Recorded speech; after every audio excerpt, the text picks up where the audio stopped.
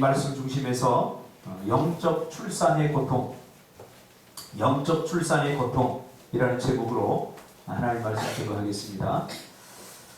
사도 바울은 이 고린도 교회 성도들을 향해서 아주 의미심장한 표현을 하고 있습니다. 무슨 말이냐면 내가 너희를 복음으로 낳았다, 이런 표현을 씁니다. 낳는 건 알겠는데 복음으로 낳은 것은 뭐냐 궁금할 것입니다. 아이를 낳아본 여자들은 아이를 낳을 때 그 고통과 무게를 느낄 수 있을 것입니다. 말로는 설명할 수 없고 표현할 수 없는 극한 고통이죠. 한 생명을 잉태하기 위해서, 한 생명을 태어나게 하기 위해서 여자들은, 엄마들은 사실 차라리 죽는 것이 더 나을 법한 죽음보다 더한 고통을 참아내야 하는 것입니다. 실제로 한 생명을 낳다가 자신의 목숨을 잃는 그런 부모들도 많이 있습니다. 며칠 전에도 우리 권찰리 한 분이 여기 걸어다 보니까 박태동 산부인과에 아이 낳다가 죽어서 이렇게 시위를 하는, 피켓으로 시위를 하는 거 봤다고 하는데, 아이를 낳는 거 쉬운 일이 아니에요. 고통 정도가 아니라 차라리 죽음보다 죽는 것이 나을 만큼 극심한 고통이 있어야 한 생명이 태어나는 거죠. 자신의 생명을 걸지 않으면 한 생명이 태어나는 것은 불가능합니다. 요즘 아이 낳는데 무통주사 맞고 난다 그러지만 그 고통은 여전한 것입니다. 우리 사람의 몸이 견뎌낼 수 있는 고통의 한계가 있다고 합니다. 그것을 수치로 나타내면 45델이라고 합니다. 45DEL. 45DEL 이상이 되면 사람의 몸은 자동적으로 견뎌낼 수 없어서 기절을 하거나 아니면 죽는다고 합니다. 근데 여자들이 출산하면서 느끼는 고통은 57DEL이라고 합니다. 이 고통은 우리의 뼈가 한꺼번에 한 20개가 동시에 부러지는 그런 고통과 맞먹는다고 합니다. 제가 다리를 다쳤는데요, 부러지지 않았습니다. 이렇게 접질렸는데 이 고통이 굉장히 극심하더라고요. 다치고 온 날 저녁에는 한잠도 못 잤어요. 쑤시고 저려와요. 몸에 있는 뼈 20개가 동시에 부러지는 것 같은 고통, 우리가 말로 표현할 수 없죠. 말로는 이렇게 쉽게 표현할 수 있는데 감히 그 고통을 우리가 어떻게 표현할 수 있겠습니까? 육신적으로 한 생명을 출산하기 위해서 한 여인의 이 죽음보다 못한 고통을 참아내는 수고가 필요한 것입니다. 이렇게 육신적으로 한 생명을 출산하기 위해서 죽음보다 더한 고통과 죽음보다 더한 그 수고를 참아내야 했듯이, 영적으로도 한 생명이 태어나기 위해서는, 영적으로 죽었던 한 생명이 태어나기 위해서는, 거듭나기 위해서는 이것보다 더한 영적 출산의 고통이 있어야 함을 오늘 사도 바울은 우리에게 말해주고 있는 것입니다. 한 사람이 예수를 믿는 거 그렇게 쉽지 않아요. 영적으로 거듭난 그런 삶을 사는 것 그렇게 쉽지 않아요. 누군가 한 사람이 기꺼이 그를 위해서 목숨을 건 출산의 고통, 출산의 각오를 해야 한 생명이 태어날 수 있다는 것을 우리는 기억해야 됩니다. 사도 바울은 죄로 말미암아 죽었던 그 고린도 교회의 성도들을, 영적으로 죽었던 그들을 살려내기 위해서 해산하는 고통을 짊어졌다고 말하고 있는 거죠. 이것은 내가 너희를 위해서, 너희 구원을 위해서 이렇게 힘쓰고 애썼으니까 나를 좀 알아달라, 그렇게 말하는 것이 아닙니다. 내가 너희의 영적 구원을 위해서, 너희들이 영적으로 거듭나게 하기 위해서 이렇게 해산하는 그러한 고통과 수고를 하였듯이 너희들도 또 다른 영적 생명의 출산을 위해서 이렇게 기꺼이 동참해야 된다. 기꺼이 해산하는 수고를 감당해야 된다. 그렇게 말하고 있는 거죠. 해산의 수고를 하지 않으면 영적으로 한 생명이 거듭나는 일은 불가능합니다. 그런 의미에서 우리는 모두 복음의 빚진 자들 아닙니까? 우리 보람이가 하빈이를 이렇게 데리고 오는데 하빈이는 자잖아요. 오고 싶어서 온 거 아니에요. 교회 하빈이 잘 알아요. 누나가 가자고 하니까. 이미 주님을 만난 보람이는 안타까울 거예요. 하빈이가 예배 잘 드렸으면 좋겠고, 내가 교회 가자고 하지 않아도 자발적으로 제가 알아서 좀 왔으면 좋겠고, 아마 교회 안 가겠다고 속도 많이 끓였을 겁니다. 이거 다 통로이네요. 영적 해산의 수고입니다. 한 사람을 구원하는데 이런 안타까움이 있습니다. 누군가 한 사람이 그 영혼을 위해서 안타까운 마음을 가져야 됩니다. 왜? 내가 예수를 만났기 때문에. 내가 예수를 경험했기 때문에. 내가 진짜 예수를 만났기 때문에. 내가 구원의 경험이 있기 때문에 살아가는 한 영혼을 바라볼 때에 안타까울 수밖에 없습니다. 그 영혼의 구원을 위해서.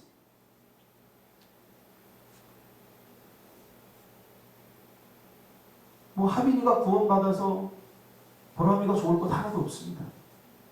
뭐가 좋겠어요? 그러나 이미 구원받은 사람은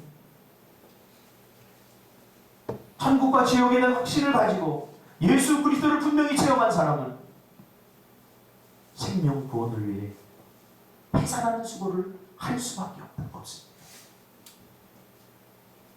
지나간 우리 특색 기간 동안에 우리 큰딸의 구원을 위해서 집사람이 하루도 빠짐없이 헌금을 가졌습니다.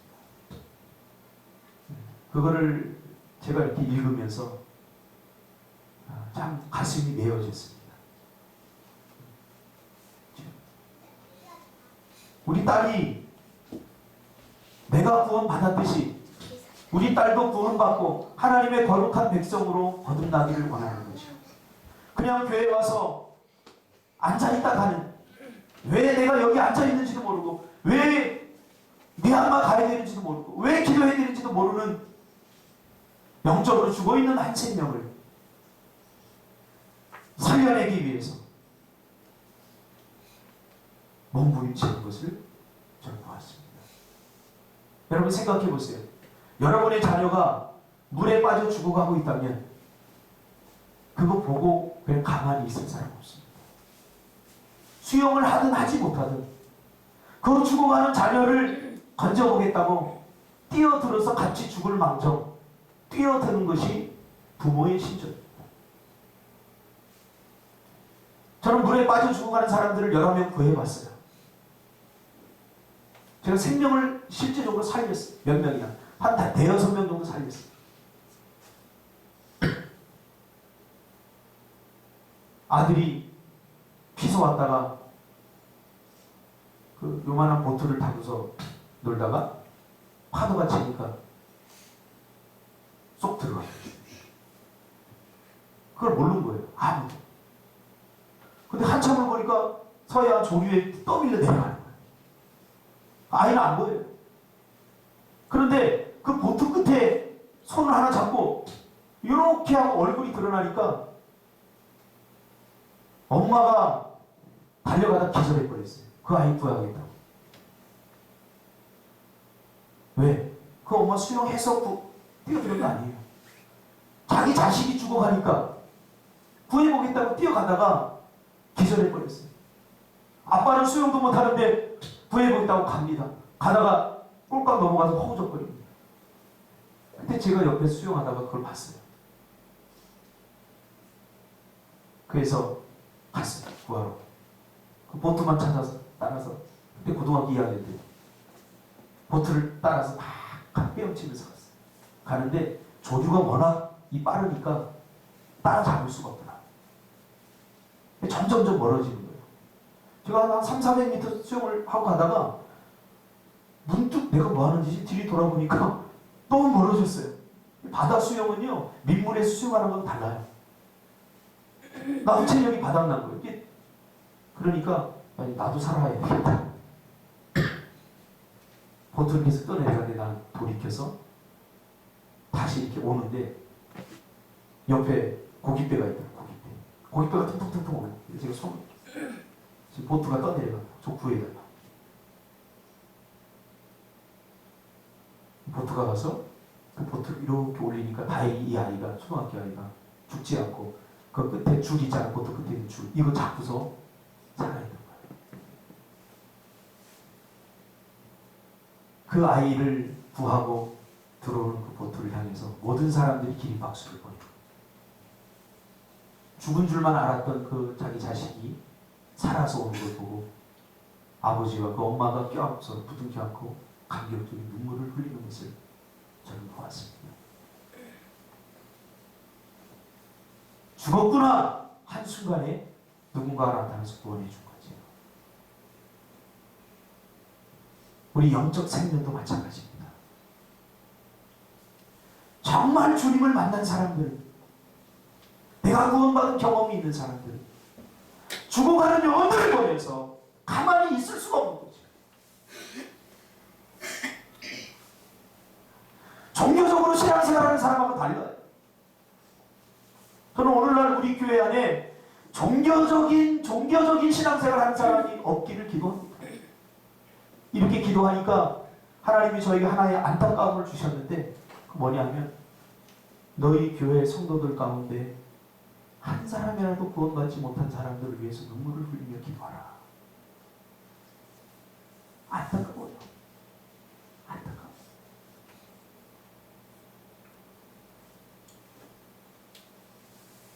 누군가가 그 한 사람의 구원을 위해서 해산하는 고통, 아이를 낳는 그런 고통을 하지 않으면 영원히 살아날 수 없다는 거예요. 저는 요즘 목사의 역할이 무엇인가에 대해서 정말 심각하게 고민하고 있습니다. 목사의 역할은 한 생명을 구원하고 그 생명이 하나님의 백성답게 살아갈 수 있도록 그렇게 리더하는 역할입니다. 내가 이 역할을 정말 제대로 잘하고 있는가? 심각하게 고민하고 있습니다. 마땅히 하나님께서 해야 될 말 해야 하고 구원을 위한 거룩한 몸부림을 내가 치고 있는가?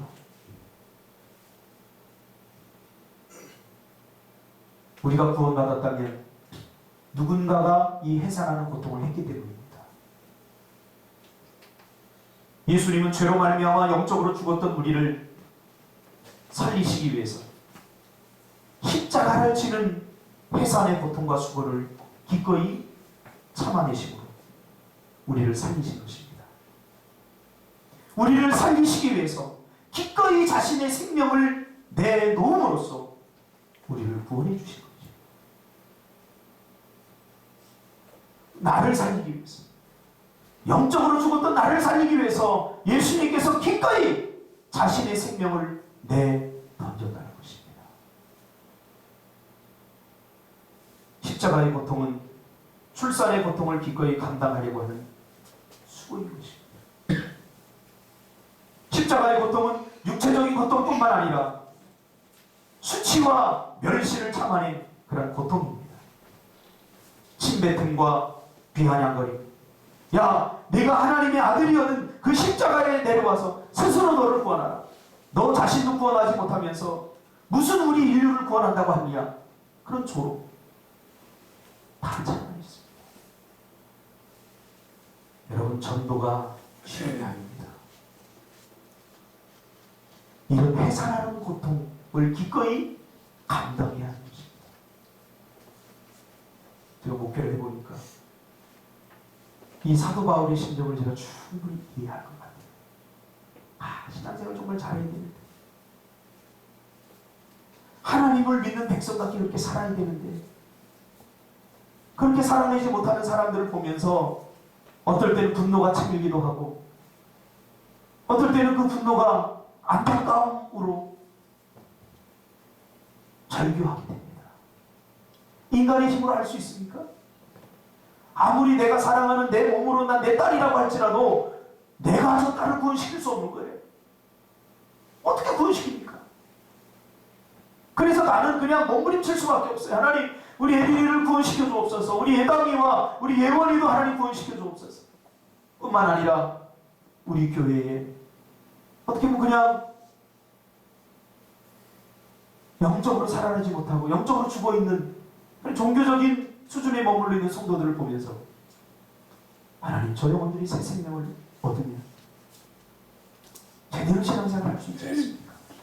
안타까운 마음으로 몸부림칠 수밖에 없는 거죠.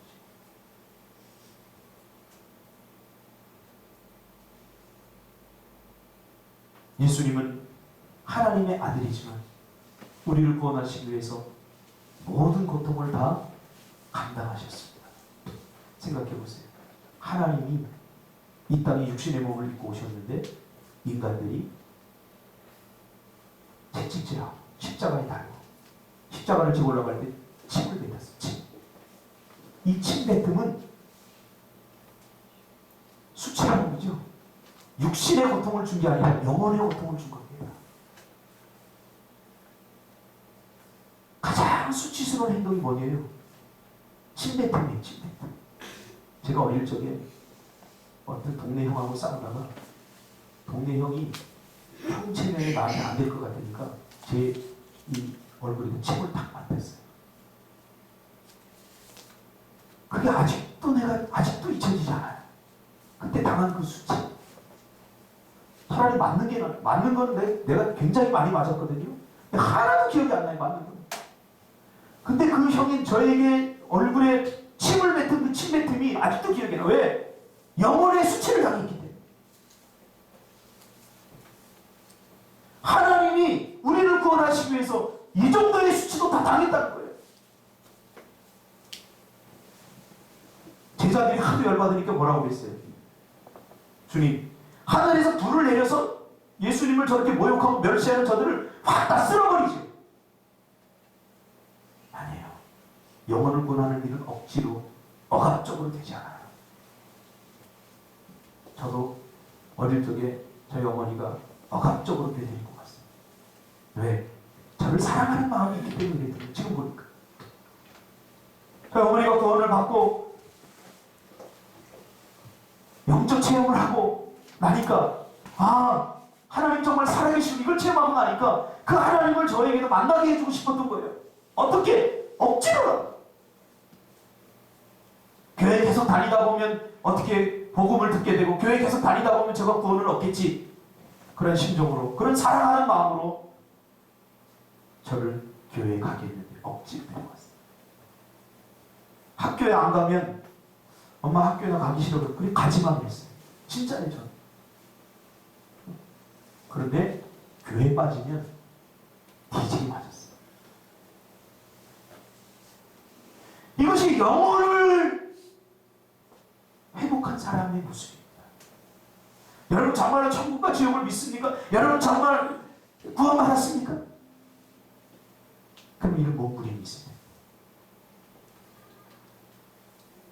저 우리 딸들을 놓고 기도할 때마다 가슴이 메어져요. 왜? 내가 해줄 수 없기 때문에. 육신적으로 제 팔이라도 자르고 제 장기라도 뽑아서 주어서 구원을 얻게 한다면 저 그렇게 하고 싶어요. 그렇게 할 수도 있어요.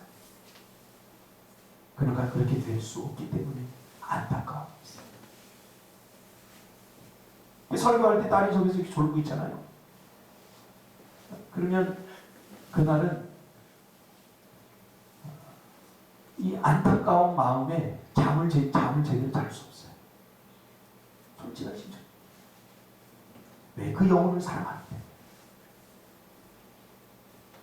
그러면서 우리 어머니도 내 그런 모습을 보면서 저렇게 안타까운 몸부림을 쳤겠구나. 그런 생각을 합니다. 내가 구원받은 것은 우리 어머니의 그 해산하는 수고와 고통, 또 다른 그 선생님들의 회사라는 수고와 고통. 주일학교 제가 다니면서도 공과공부 시간에 공과공부 하잖아요. 그럼 선생님들을 얼마나 괴롭혔는지 몰라요. 왜? 믿음이 없으니까. 성경 공과공부하면 다 그 소리가 그 소리 같고, 믿음이 없으니까 신경질하는 거야. 그 시간에 놀고 싶은데 못 놀게 하고 딱 앉혀가지고 움직이면 꼴방 한 대씩 때리고. 그러니까 내가 아이들을 규합해서 야, 교회 다니지 말자 그렇게 돼 있어요. 영적으로 죽으니까 나쁜 행동만 하는 거예요. 영이 살아있지 못하니까 예배가 뭔지도 모르고 기도가 뭔지도 모르고 신앙생활이 뭔지도 모르니까 그냥 자기가 하고 싶은 대로 다 하는 거예요. 제가 주님을 만나고 나서 얼마나 많이 회개했는지 몰라요. 지금 그 진천교회 심흥신 장로님인데 그분이 저를 위해서 정말 많이 울어주셨어요.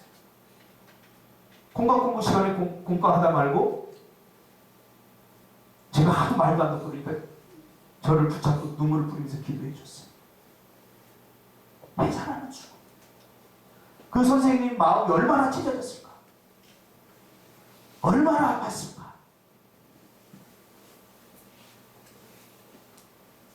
이제 이해를 해요. 그때 그 선생님들이 왜 성경학교 때 저희들을 붙잡고 그렇게 눈물을 뿌리면서 기도해 줬는지. 한 영혼의 구원을 위해서. 누군가가 몸부림치지 않으면, 누군가가 아이를 낳는 그런 해산의 수고를 하지 않으면 한 영혼을 구원할 수 있다. 한 생명을 구원하기 위해서는 자기 자존심 내려놔야 됩니다. 자기 게으름, 자기 열심과 자기 헌신 다 내려놔야 됩니다. 사도 바울이 그랬다는 거예요. 사도 바울이 인간적으로 따지면 사람들 앞에 가서 괜히 비굴하게 그렇게 굴 필요도 없어요. 섬겨줄 필요도 없어요. 사도 바울은 배울 만큼 배웠어요. 누리고 권세를 가지고 다 할 수 있는 그런 사람인데, 그러나 그가 그런 방법을 택하지 않고 기꺼이 자기보다 못한 사람들을 섬겨주고, 그들이 멸시를 당하고 그들이 채찍질을 함에도 불구하고 그 영혼 구원을 위해서 조금도 양보하지 않냐고 콧불소처럼 앞으로 달려나간다는 것입니다. 이 마음이 없이 한 생명을 구원하는 일은 불가능합니다. 하나님은 우리가 그 일을 해주기를 원해요.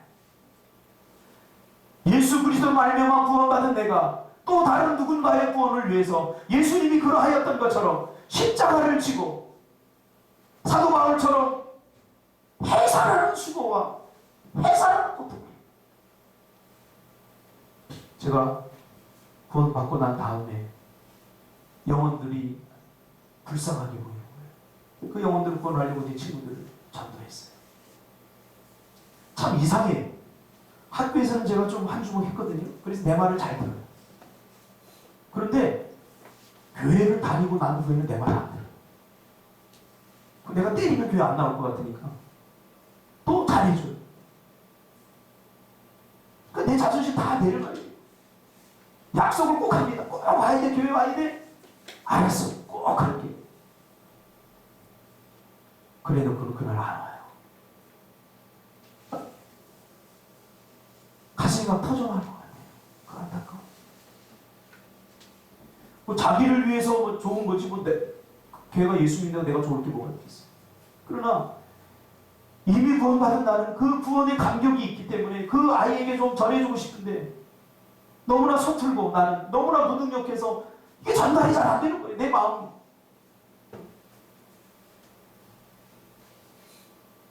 모든 걸 다 내려놓고 그 앞에 가서 사정 듣고 나도 내 자신이 이해가 안 됐어요. 내가 아쉬울 게 없는데, 제 교회 다니다가 아쉬울 게 없는데 내가 그렇게 하는 모습을 보면서 내가 이해가 안 됐어요. 그래도 자꾸 되는 거예요. 그 영혼이 불쌍하게 보여서 그걸 위해서 기도할 수밖에 없는 거예요.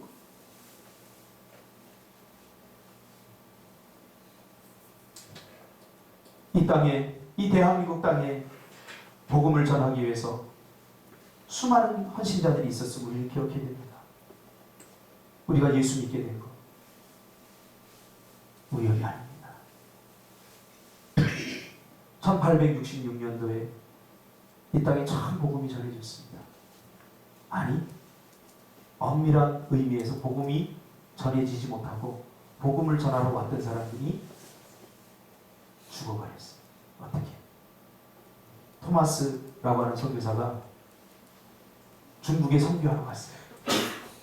그가 예수님을 영접하고 예수님을 만나고 세계 복음화에 대한 꿈을 갖고 중국에 결혼을 하고 선교하러 갔어요.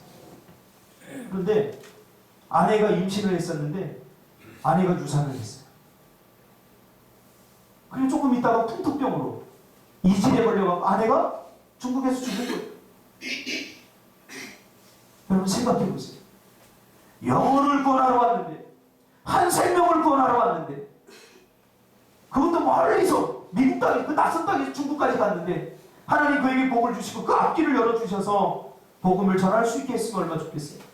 그런데 복음을 전해보지도 못하고 아내가 죽었어요. 우리의 값싼 신앙으로는 에이 하나님 없어 그리고 떠날 거 아니겠어요? 그러나 그는 그것을 떠나지 않고 복음을 전합니다. 그래도 예수 믿는 사람이 없으니까 한국 땅에 가서 복음을 전해야 됩니다. 그리고 우리가 역사에 잘 아는 제네럴 셔먼호 알죠? 제네럴 셔먼호를 타고 강줄기를 타고 내려오다가 대동강 그 모래톱 위에 제네럴 셔먼호가 걸려버립니다. 물이 낮으니까. 근데 그때 우리나라가 세국정책, 흥선대원이 세국정책을 썼어요. 외국에서 문호를 개방하라 그러니까 절대 문호 개방 안 한다. 너희들 오면 우리가 다 죽인다. 선교활동, 한국에서 선교활동하다 걸리는 선교사들 다 참수형당했어요. 그걸 알고도 성경을 만큼 싸가지고 와서 모래톱에 딱 걸려버렸어요. 그 새에 조선 관군들이 그 배에 타고 있던 모든 사람들을 다 참수형시켜요. 목을 잘라 죽여버려요. 그때 이 토마스 선교사가 그 마지막 순간에도 이들에게 복음을 전해야 된다. 그리고 배에서 성경을 뿌립니다. 그리고 참수형 당하는 그 모래톱 위에 성경을 가지고 와서 성경을 나눠줍니다. 세 사람이 그 성경을 세 권을 나눠줍니다. 그리고 목이 잘려 참수형을 당합니다. 복음을 전해보지 못합니다. 이 미친 것 아닙니까? 내 목숨을 겁니까? 자기 생명 중요하지 않습니까? 미친 짓이에요. 누가 생각해요? 그러나 그가 하나님을 만났기 때문에 이건 미친 짓이 아닙니다. 그는 하나님을 만났고 구원의 확신을 가졌기 때문에 이 땅 위에서 사는 삶은 잠시 잠깐뿐이고 죽으면 사람이 한번 죽는 것은 정하신 것이요 그 후에는 심판이 있습니다. 여러분 우리 인생 짧습니다. 절대 길지 않아요. 금방 가요. 그래서 기꺼이 자기의 목숨을 내어주면서 이 땅에 복음의 씨앗을 뿌린 것입니다. 그때 이 토마스 선교사를 참수했던 그 칼로다가 목을 베어 죽였던 사람이 박춘곤이라는 사람입니다. 그리고 그 선교사가 주었던 그 성경을 가지고 종이 질이 좋잖아요. 그 당시 우리나라 종이가 질이 좋지 않았기 때문에 그걸 가지고 자기 집 여관을 했어요. 여관에다가 도배를 합니다. 나중에 이 박춘곤이라는 사람이 회개를 하고 지금의 그 평양 장대현교회 그 원래 그 교회인 그 교회를 개척을 합니다. 그때 그 선교의 순교의 현장에 있었던 12살 난 그 꼬마도 변화되어서 예수 믿게 됩니다. 그 죽음이 헛된 죽음입니까? 인간적으로 봤을 때는 개죽음이죠. 복음을 전하지도 못하고 죽었으니까. 그러나 하나의 미랄은 땅에 떨어져 썩어져야 열매를 맺을 수 있듯이 하나님은 오늘 우리에게 바로 해산하는 수고와 고통을 통해서 또 다른 누군가를 구원하기를 원하신다. 매일 자기 안락한 삶과 평안한 삶, 자기 문제 해결을 위해서 기도하는 사람들은 가짜입니다. 결정적인 순간에 변질될 수밖에 없는 신앙입니다. 헌금하라 그러면 또 돈 얘기한다 그리고 교회 떠날 사람. 주일 성수해야 된다 그러면 주일 성수하기 부담스러운데 그리고 다른 교회로 옮겨갈 사람. 정말 예수를 만나요. 아직도 내가 구원에 확신이 없는 사람들, 하나님 앞에 내 영혼을 불쌍히 여기게 해달라고 그렇게 기도해야 됩니다. 또 구원받은 우리는 그들을 붙잡고 기도해야 됩니다. 예수 믿고 형통하고 예수 믿고 잘되고 이러한 기복주의적이고 싸구려 잘못된 신앙을 가지고 있는 사람들이 이해를 못합니다. 우리가 인도에 갔을 때도 수많은 선교사들이 묘지 보지 않았습니까? 인도의 윌리엄 캐리를 비롯해서 수많은 선교사들이 그곳에 묻혀 죽어 있는 무덤을 봤습니다. 그들을 보면서 여러분 그런 생각 들지 않아요? 이들이 무엇이 아쉬워서 저보고 인도 가서 살라 못 살 것 같아요. 그 환경들 보셨죠? 하나님께 저는 감사했어요. 인도 가서. 하나님 정말 감사합니다. 내가 인도에 태어나지 않은 걸 정말 감사드립니다. 그 역 앞에 가니까 우리 애당이 예원이 많은 아이들이 불같이 천민이라고 해서 사람 대접 못 받아요. 정말 짐승 같아요. 얼굴 시커멓고 머리를 기름져 떡져가지고 막 5살, 6살 난 애들이 1살, 2살 난 애들이 이렇게 구걸을 합니다. 원달러 같아.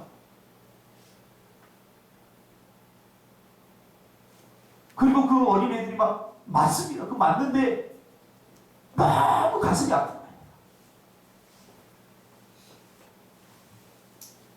우리나라도 그랬어. 우리나라 복음 들어오기 전에 굶주리고 헐벗고 우리나라 복음 들어오기 전에 그랬어요.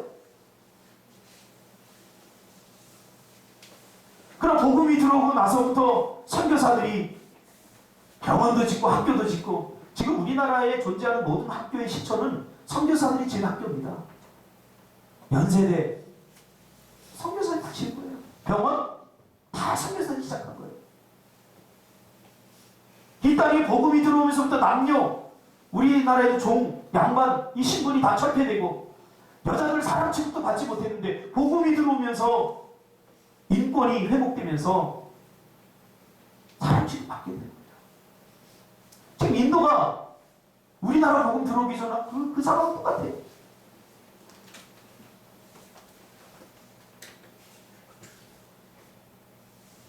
그 선교사들 윌리엄 캐리 같은 경우는 배를 몇 달 걸려서 타고서 인도까지 와서 인도에 와서 복음을 전하려고 하는데 5살 난 자기 아들이 죽습니다. 복음을 전하고지도 못하고 원망했겠죠. 불평했겠죠. 이게 뭔가 하나님 일을 하는데 왜 나에게 복음 주시잖아요. 하나님의 일을 하면 반드시 하나님께서 내가 원하는 대로 복 준다는 생각을 버리세요.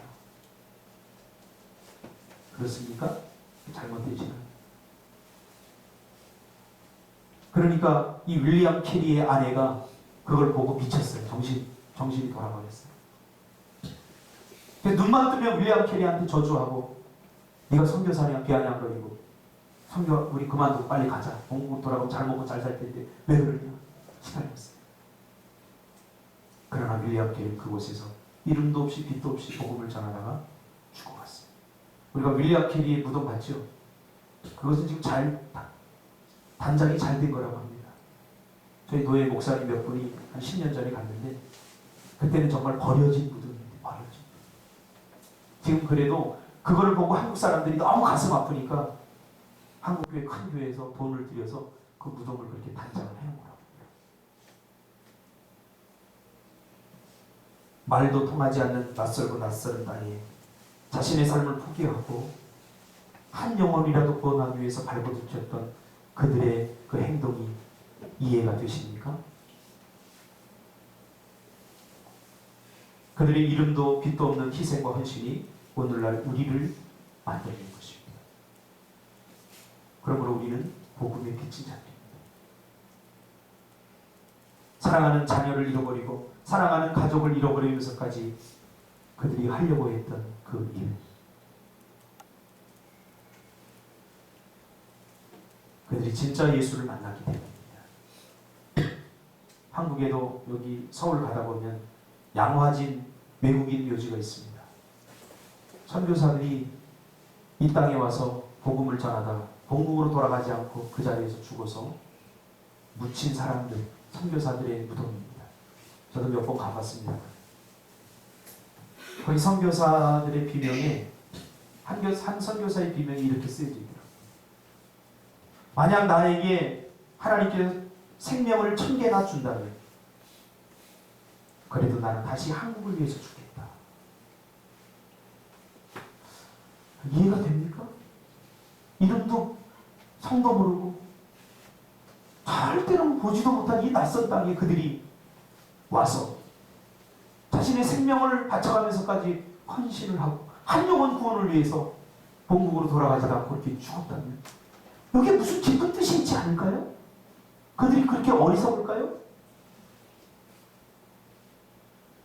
아무리 저는 생각해도 모르겠어요. 그 이유를. 왜 저들이 저런 미친 짓을 하였을까? 왜 이해가 되지 않게 고국에서 편안하고 안락하게 살 수 있는데 한국에 올 수 있는 선교사 정도면 그 지역의 아이비그 대학 다 출신입니다. 하버드대 출신. 이런 사람들 선교사를 보냈고 할 것 없으니까 선교사로 보내지 않았어요. 정말 최고의 하버드대 수석 의사 이런 사람 최고의 사람들을 한국으로 보낸 거예요. 그들이 복음을 전하다 죽어가면서 남긴 말이 내가 또 살아나도 그렇게 1000번을 다시 살아난다고 해도 나는 여전히 한국 땅에 복음을 전하다 죽겠다 라고 고백했다면 뭔가 있지 않겠습니까? 그들 덕분에 이 땅에 희망이 생긴 거죠. 그들 덕분에 이 땅에 복음이 들어오게 된 거죠. 우리가 인도 갔을 때 세랑코 대학, 윌리엄 캐리가 세운 대학이죠. 갈라디아 4장 19절에 보면 우리를 낳을 뿐만 아니라 낳고 그 한 아이가 사람 굿이라 할 때까지 해산하는 수고를 했다. 사도 바울이 그렇게 얘기합니다. 영적으로 거듭나고 새 생명을 얻는 것에 끝난 게 아니라 사도 바울은 그들이 정말 그리스도인다운 그리스도인이 되게 하기 위해서 해산하는 수고를 하였다. 해산하는 수고. 그래요. 그거 해야 돼요. 주일 성수 해야 됩니다. 이렇게 말하면 시험 들 사람들이 있어요. 그래도 해야 돼요. 해산하는 수고예요. 실제로 제가 그렇게 설교 시간에 했더니 교회를 떠나는 사람도 좀 봤어요. 듣기 싫은 거죠. 11조 해야 됩니다 라고 이야기했더니 11조 못하니까 부담받고 교회 떠나는 사람도 봤어요. 이게 해산하는 수고입니다. 뻔히 알면서도 해야 됩니다. 왜? 알거든요. 하나님의 복이 어디로부터 오는지 알거든요. 근데 그거 말해줘야 되잖아요. 저렇게 하면 안 된다는 뻔히 알잖아요. 알면서도 가만히 있는 건 직무유기잖아요. 뻔히 아는데. 그래서 사도 바울은 해산하는 고통을 한 거예요. 그리스도인이 뭔지도 모르고 서로 싸우고 시기하고 질투하고 교회에 누구파 하면서 당을 짓고 하는 그 성도들을 보면서 가슴 아파하면서 해산하는 수고라고 해서 혼내는 것이 쉬운 줄 아세요? 목사가 혼내는 게 제일 힘듭니다. 왜? 내가 선생으로서 혼내면 그냥 한번 욕먹고 마는데 목사로서 혼내면 아이 저 목사 성질 고약하네. 뭐 교회가 저 교회밖에 없나 그리고 다른 데로 옮겨버려요. 목사가 혼낸다는 것은 정말 힘든 거예요. 그러니까 목사가 혼낼 때는 각오하고 있는 거예요. 각오. 그래. 그래도 내가 해야 될 일은 해야지. 해야 될 일은 해야지. 교회 떠날까봐 할 얘기 못한다면 이건 뭐 목사가 아니지. 그래도 할 얘기는 해야지. 기도하고 굳게 결심하고 하는 거예요. 주일 성수 잘하십시오. 11조 생활 잘하십시오.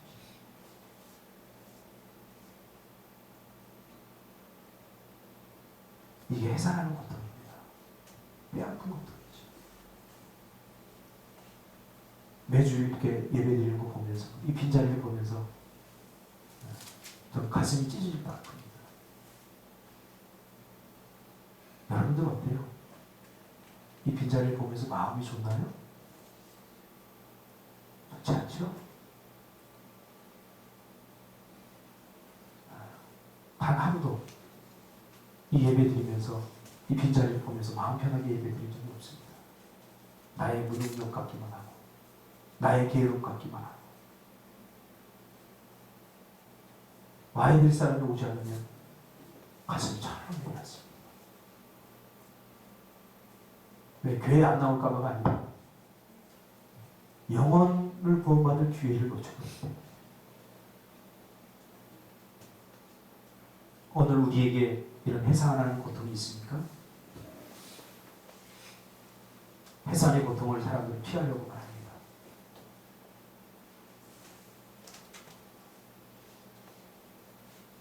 한 사람이 영적으로 거듭나서 진정한 그리스도인이 될 때까지 우리는 기꺼이 해산하는 고통을 각오해야 됩니다. 출산의 고통과 양육의 짐. 이번 11월 17일 날 우리가 새생명 전도 축제를 하는데 몇 번의 전화, 그 정도만은 안 되겠죠. 몇 번의 관심만은 안 되겠죠. 어떤 수고를 하고 계십니까? 적어도 이제 남은 한 15일 동안 15일도 안 남았다. 2주 남았는데 일평생 못한다면 2주만이라도 해산하는 고통을 좀 해보자. 그 영혼들을 가슴에 품고 한 아이를 탄생하려면 엄마가 10개월 동안 배에 품고 있잖아요. 그냥 품고 있는 거 아닙니다. 제 집사람 보니까 임신하면 다리가 땡땡 부어요. 혈액순환이 안 돼요. 몸무게가 늘어요. 왜 저렇게 된 거지? 옛날에 저를 잡았어요. 다 알신했어요. 자기 몸 버려서. 애 낳을 때, 우리 애기 낳을 때 보니까, 길병원에 가보니까, 원래 예정일이 있었는데, 그 예정일 때 제가 아주 다행스럽게 수련회를 갔었어요. 그래서 저는 쾌재를 부렸죠. 아, 내가 수련회 갔다 오면 그냥 아이를 숨풍 나 있어요. 근데 수련회 갔다 오는데 애를 안 낳은 거예요. 길병원에 쫓아갔더니 애를 막 낳으려고. 막 몸부림치는. 그렇게 불쌍해 보여요. 몇 시간 동안 막 그 산고의 고통을 겪거든요. 그러니까 남편이 없으니까 수술을 해서 낳아야 되는데 남편이 없으니까 수술도 못 해요. 그 결정도 못 내리고 그냥 계속 고통만 나오는 12시간 동안. 네? 아, 이틀 동안 그랬어요. 뭐 잘난 척한 겁니까? 그렇게 해서 예린이가 태어났어요.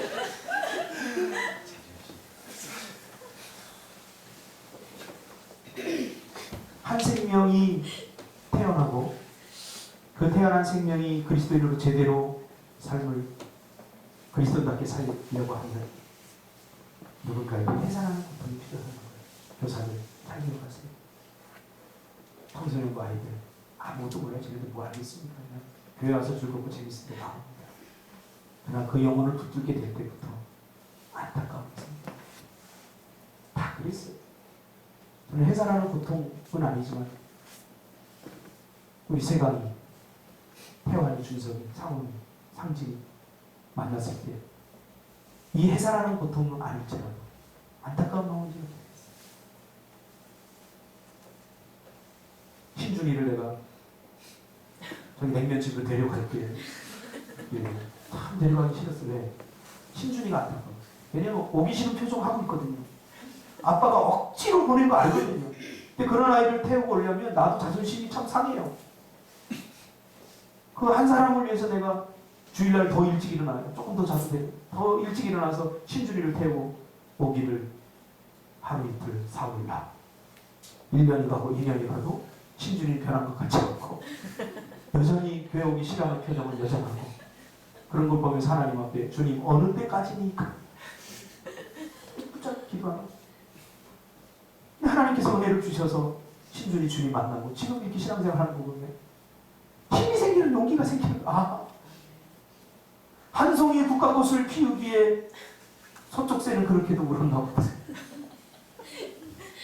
한 영혼을 살리기 위해서 누군가가 이렇게 있어요. 요즘 주영이한테 제가 막 돌직고 난리 신앙생활 잘해야 되잖아요. 근데 참 감사한 것은 다른 사람 같으면 시험 들 텐데 주영이 시험도 안 들어요. 얼마나 감사한지 몰라. 할렐루야. 넌 잘 될 거야. 할렐루야. 그래. 아 조금 뭐 좀 혼낸다고 좀 삐지고 토라지고 막 그런 사람들 더 가슴이 아파. 내가 지 잘 되라고 그러는 거지.